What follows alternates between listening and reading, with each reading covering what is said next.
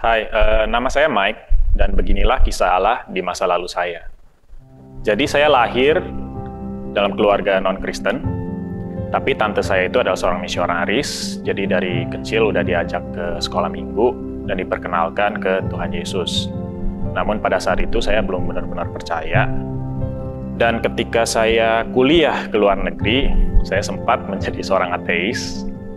Ya, dikarenakan kehidupan di luar negeri negara barat yang sekuler, di mana kita nggak usah memeluk agama, dan juga jurusan yang saya ambil itu adalah science. Jadi paham-paham ateis itu sangat lumrah di dalam jurusan saya, dan saya mempercayainya. Jadi selama 4-5 tahun kuliah saya, ya hidup itu benar-benar nggak takut akan dosa. Ya nggak ada itu yang namanya dosa karena nggak ada Tuhan. Sampai pada akhir tahun kuliah saya, ada satu temen tuh ngajakin untuk baca Alkitab bareng. Dia aktif di gereja sih, cuma ya saya awalnya sih males, cuma nggak enak nolaknya, ya udah saya ikut aja gitu. Jadi sempat baca Alkitab sama dia setiap minggu sekali, kemudian diajak ke camp gereja. Waktu itu diajak ke camp gereja, saya lumayan tertarik untuk mengikutinya karena topiknya itu adalah tentang Tuhan dan sains. Jadi selama seminggu itu kita boleh mendiskusikan dan bertanya tentang apakah Tuhan itu benar-benar ada, dan apakah Alkitab itu benar ataukah hanya karangan orang saja untuk menipu orang lain. Ketika di camp tersebut pikiran saya mulai terbuka ya. Tapi setelah selesai dari camp, saya masih mencari tahu lebih lagi tentang pertanyaan-pertanyaan tentang Tuhan. Sampai pada satu titik di mana saya sadar bahwa Tuhan itu ada. Dia hidup, dia bangkit, dan dia adalah raja atas segala raja. Dari sana, saya mengambil keputusan untuk mengikutinya. Perubahan-perubahan yang terjadi di dalam hidup saya ketika saya menjadi pengikut Yesus, perubahan paling besar adalah di pola pikir. Jadi dulu mungkin cara kelakuan saya itu saya lakukan apa aja itu untuk kepentingan saya, untuk enaknya saya saja, dan tidak memikirkan orang lain, walaupun hal tersebut merugikan orang lain. Namun setelah menjadi pengikut Yesus, ada sebuah filter ya di dalam cara pikir saya, di mana ketika saya melakukan suatu hal, saya berpikir, apakah ini sesuai dengan perintah Tuhan? Dan yang kedua adalah, apakah yang saya lakukan itu mengasihi orang lain? Dari pola pikir tersebut, kehidupan saya di dalam pertemanan, di tempat kerja, dan juga kehidupan berkeluarga berubah ya. Walaupun perubahannya itu nggak instan, melainkan itu ada sebuah proses. Tapi secara keseluruhan aspek di hidup saya itu berubah. Dan juga satu hal lagi adalah ketenangan yang saya dapatkan, karena saya tahu bahwa Sang Juru Selamat, Sang Pencipta, mengasihi saya dan akan selalu melindungi saya. Mengapa saya mengambil keputusan untuk mengikut Yesus? Jadi awal-awal tuh pemikiran saya adalah, Alkitab itu bohongan doang, bikinan orang untuk menipu orang lain. Dan juga Tuhan Yesus itu adalah seorang figur yang fiktif. Mungkin ada nama Yesus, cuma nggak seperti yang ditulis di Alkitab. Cuma setelah saya mencari tahu lebih dalam, ternyata Alkitab itu adalah sebuah catatan sejarah yang akurat.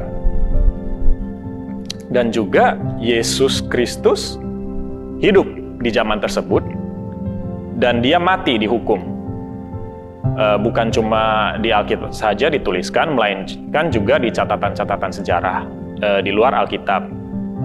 Dari catatan sejarah orang Yahudi dan orang Romawi juga mengkonfirmasinya. Oke, dia hidup di zaman tersebut dan dia dihukum mati. Pertanyaannya sekarang, apakah dia benar-benar bangkit?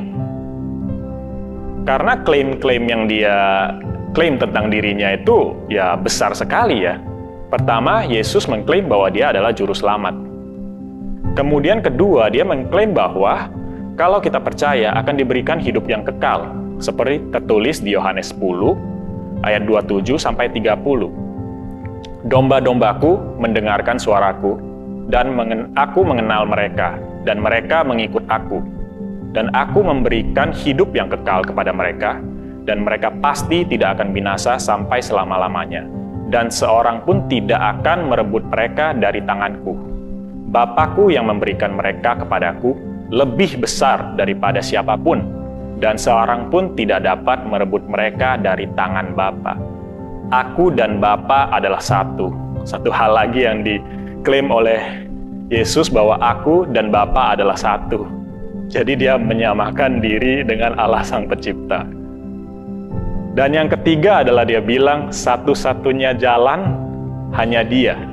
Tidak ada jalan lain. Tertulis di Yohanes 14 ayat 6. Kata Yesus kepadanya, "Akulah jalan dan kebenaran dan hidup. Tidak ada seorang pun yang datang kepada Bapa kalau tidak melalui aku." Jadi klaimnya itu, pada saat itu ketika saya melihat klaimnya itu mengerikan sekali. Karena kalau semua ini benar, saya harus percaya. Jadi pertanyaannya sekarang, apakah dia benar-benar bangkit? Kalau misalnya dia tidak bangkit, ya itu semuanya hanya omong kosong. Karena buat apa juru selamat yang mati? Alkitab mencatatkan setelah Yesus bangkit selama 40 hari, dia menampakkan diri kepada 12 rasul dan 500 lebih orang yang percaya. Mengajar mereka dan menguatkan mereka, baru setelah itu dia diangkat ke surga.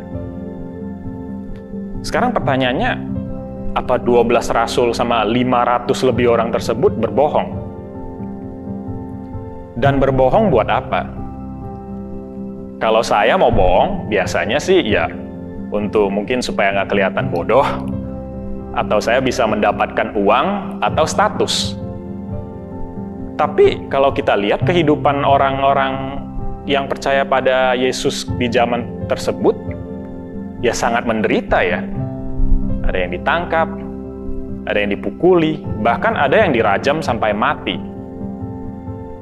Dan pertanyaannya adalah, mau nggak sih kita mati itu buat kebohongan?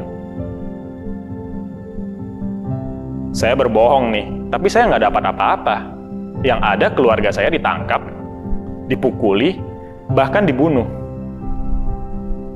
Dari sanalah saya sadar bahwa Tuhan Yesus itu benar-benar bangkit. Karena penampakan Dia kepada para rasul dan orang-orang yang percaya kepadanya itu benar-benar terjadi. Makanya mereka semua itu berani menderita dan mati untuk kepercayaan mereka. Dari sana saya percaya dan mau mengikut Yesus. Dan ada satu hal lagi yang membuat saya mau mengikut Yesus. Uniknya, kita sebagai manusia diciptakan itu akan selalu menaruh pengharapan pada satu atau dua hal. Hal-hal yang kita taruh pengharapan itu bisa saja di karir kita, bisnis kita, atau juga bisa kepada orang lain, seperti orang tua kita, teman kita, atau istri, anak, atau kekasih kita. Bisa juga kepada kepintaran kita, uang kita, atau status kita. Dan ketika pengharapan tersebut berjalan dengan lancar dan tidak ada masalah atau tidak hilang, hidup kita baik-baik saja. Tapi ketika pengharapan tersebut tidak memberikan hasil yang sesuai atau hilang, kita akan mulai mencari pengharapan lain. Tapi pada saat tidak ada pengharapan apapun lagi, banyak sekali orang yang mengakhiri hidupnya di saat kondisi tersebut. Kemudian saya bertanya-tanya, ada nggak sih hal-hal di dalam dunia ini, yang ada di dunia ini, yang sebuah pengharapan yang dapat memberikan kepastian? Pengharapan kepada uang kita, ya kapan saja bisa lenyap. Pengharapan kepada status kita, satu aja kesalahan kita lakukan di tempat kerja, reputasi kita hancur. Pengharapan terhadap kepintaran, saya sadar saya bukan orang yang pintar-pintar amat. Atau pengharapan kepada orang lain, kita tahu manusia itu cenderung mengecewakan kita. Teman kita bisa mengecewakan kita, bos kita bisa mencat kita kalau performa kita jelek, Pacar, istri, kadang bisa kayak bos. Tergantung performa, bisa meninggalkan kita. Bagaimana dengan orang tua kita? Harusnya orang tua kita itu nggak mengecewakan kita. Ya, seperti yang kita tahu, banyak orang tua yang tidak baik. Ada yang bahkan abusive. Ya, mungkin tidak secara fisik, secara verbal, yang merusak mental kita. Dan kalaupun orang tua kita benar-benar orang tua yang sangat baik kepada kita, mereka itu hanya manusia. Mereka bisa tua dan mereka bisa mati meninggalkan kita. Jadi saya sadar, di dunia ini itu nggak ada pengharapan yang pasti. Satu-satunya pengharapan yang pasti adalah pengharapan pada Tuhan Yesus. Dia adalah Sang Pencipta, Dia adalah Raja atas segala raja, dan Dia telah bangkit. Dan saya tahu, Dia akan menjaga saya, Dia mengasihi saya, dan akan selalu menjaga saya. Itu pengharapan yang memberikan ketenangan yang sangat besar di dalam hidup saya. Seperti tertulis di Matius 11 ayat 28-23. Kata Yesus, "Datanglah kepadaku, semua yang letih lesu dan berbeban berat. Aku akan memberikan kelegaan kepadamu. Pikullah kuk yang kupasang, dan belajarlah padaku, karena aku lemah lembut dan rendah hati, dan jiwamu akan mendapat ketenangan." History. Inilah kisah Allah di dalam kehidupan saya. Bagaimana dengan kisah Allah di dalam kehidupan saudara?